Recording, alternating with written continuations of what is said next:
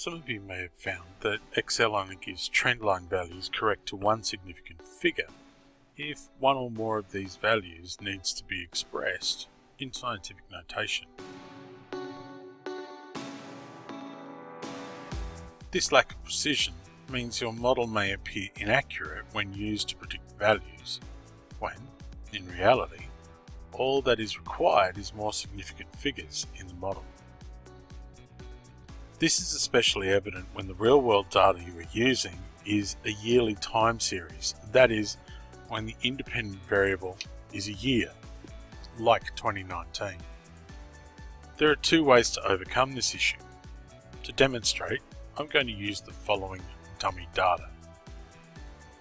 The data tracks a variable over a number of years. When an exponential trend line is added to my chart, the value of a in the equation y equals a e to the kt becomes ridiculously small, and Excel expresses it in scientific notation, however, only to one significant figure. The first solution to this issue is to change the precision of the values displayed in the model. To do this, follow these steps. Firstly, select the chart.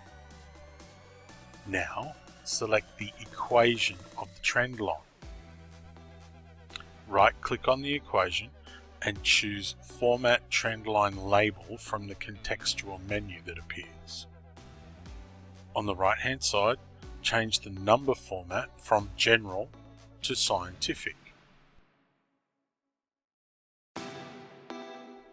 Finally, adjust the number of decimal places to show, but make it a value that's appropriate for your dependent variable's precision. The value shown should now be more accurate, and your model should provide more accurate results.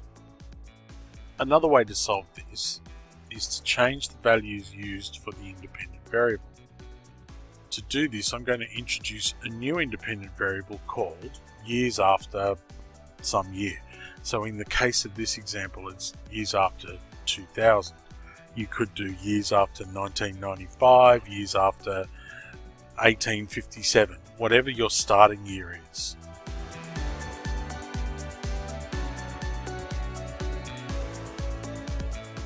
Now we're going to add a new chart and in a new trend line. And in most cases, it's going to provide you with a good model.